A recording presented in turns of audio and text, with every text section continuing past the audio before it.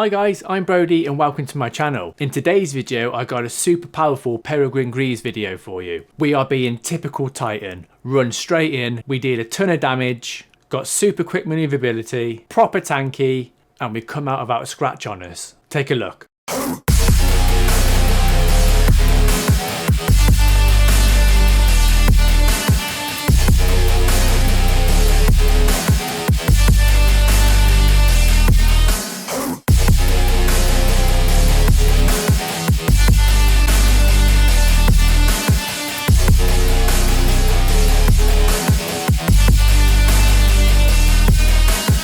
Okay, first off, let's take a look at the subclass. First of all, we're going to use Fist of Havoc, just for a change. I've been using Thunder Crash since the update, so this is a high octane, fast paced, smash everything build, and Fist of Havoc works perfectly with that. Using thrusters again, mainly just to get our melee ability back, but it's also great to dart in and out of combat, which is the aim of this build. It's very aggressive and very fast paced. Jump completely optional, but Seismic Strike is a melee choice. We need this to activate the buff on Peregrine Greaves. Not only that, this is why I've called it Sucker Punch. We're going to be using Seismic Strike plus our flashbang grenades to blind the enemy and then go in for the attack. Throw your grenade first, blind the enemies, run in with Seismic Strike, which is going to cause another blinding effect and do a ton of damage thanks to Peregrine Greaves. Peregrine Greaves work amazing with Knockout. These two aspects, Knockout and Juggernaut, just encourage such good fun Titan gameplay with such good survivability. Don't forget, critically wounding a target or breaking their shields infuses your melee attacks with arc energy and increases your melee range and damage for a short time. This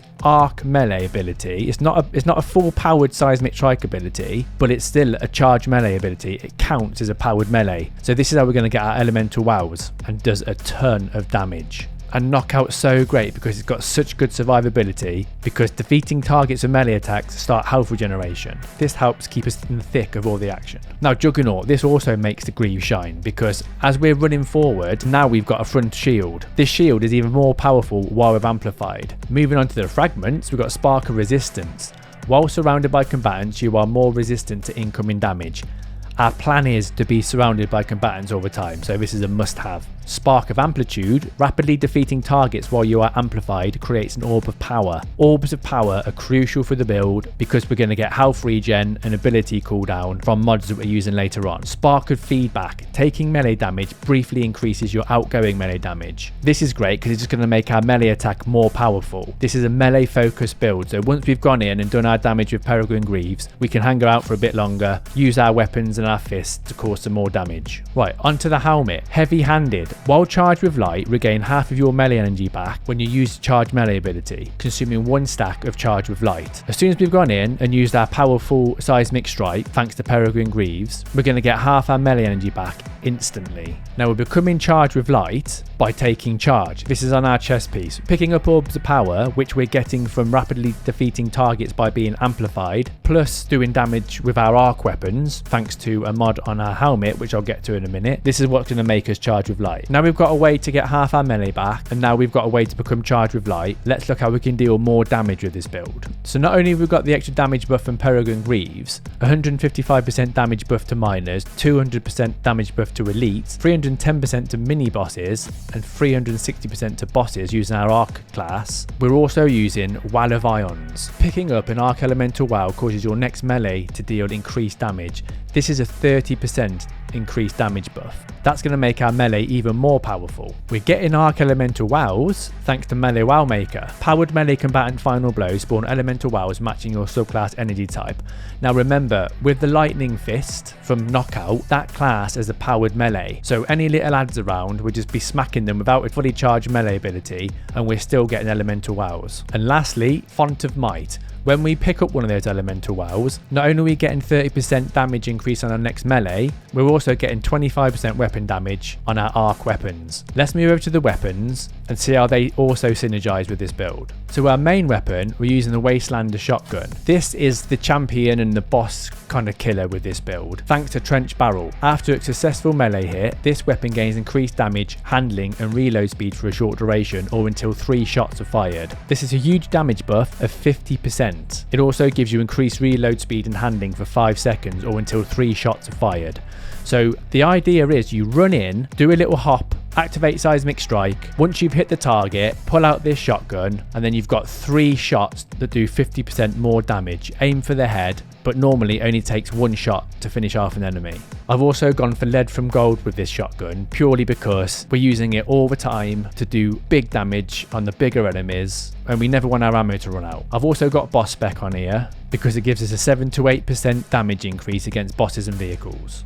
For our special weapon, I'm using the new sidearm, specifically because it's got Swashbuckler on. Swashbuckler gives this weapon a huge 33% damage increase on top of Font of Might for 4.3 seconds, because when you kill somebody with a melee, you get all 5 stacks of Swashbuckler instantly. I also like this sidearm because of right hook. Dealing melee damage gives this weapon increased target acquisition and range for a short period of time. Dealing melee damage again extends the effect. Now this is great because it all just works into the build perfectly. There's 2 melee traits on here that work great with our build. I'm also hip firing this everywhere I go, and this hip fire grip really helps out there. Finally, we're using Thunderlord just because it's a beast of a weapon, and I was lucky enough to get the catalyst drop earlier. I love this weapon. It's going to help us get orbs of power, and the damage buff we get from Font of Might is also going to apply here. Let's go back and have a look at the other mods I'm using. Bottomless Bounty. This improves the effect of the right hook trait we've got on our sidearm. Also, Harmonic Cipher. Rapid weapon final blows with damage matching your subclass type creates an orb of power. So like I said earlier, these orbs of power are great, not just for getting our super up, but for other mods we'll get to now. Melee Kickstarter. When your melee energy is fully expanded, you gain melee energy. This gives us a nice little bump ready to get our seismic strike back up. This combined with heavy handed makes our melee almost instantly ready to use again. If it's not, using our thruster will just take us over the edge to give us our melee back, thanks to some mods we're using a bit later on. Focusing Strike grants class ability energy when you cause damage with a melee attack. Self-explanatory, we're using our melee all the time, so that's going to give us class ability energy, which works in tandem with Outreach. Reduce melee cooldown when using your class ability. We're using our thrusters as a tool to get our melee energy back. On the chest piece, we've got 2 protection mods, and I'm using sniper damage resistance here. Because of our fragments, we're good for protection up close, but if you've got snipers or enemies shooting you from far away, this is great to reduce that damage. Now, on our legs, use void legs if you can.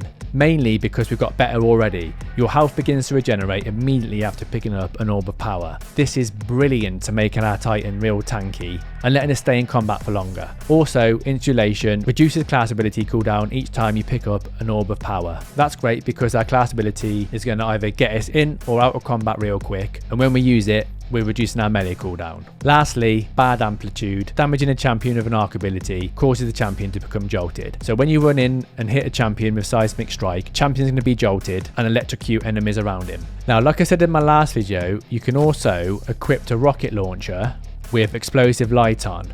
What this is going to do is when you've got a full super, picking up orbs of power will still give you the benefit you're going to get from installation and better already.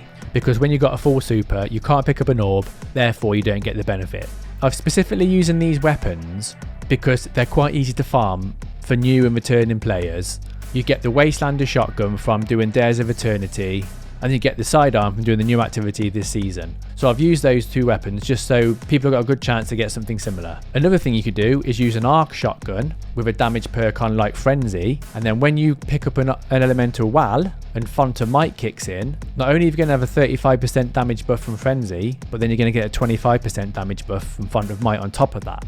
So that's just another great option. I personally love the Wastelander shotgun. Feels great, it looks cool, so have a mess about and see what you can come up with yourselves. I think I've covered everything. If you've got any questions, leave them down in the comments down below. Thank you all for the support again recently. My channel is growing bigger and bigger every day, and your support means the world to me. I also stream on Twitch every weekend, playing Destiny most Sundays with followers and subscribers, so if you fancy coming to tune in there, watch or come and actually join in the game, you're more than welcome. I've got an MK44 standard side build coming up soon, so keep tuned and click on subscribe if you want to see that. Thanks again guys, take care all, I'll see you in the next video.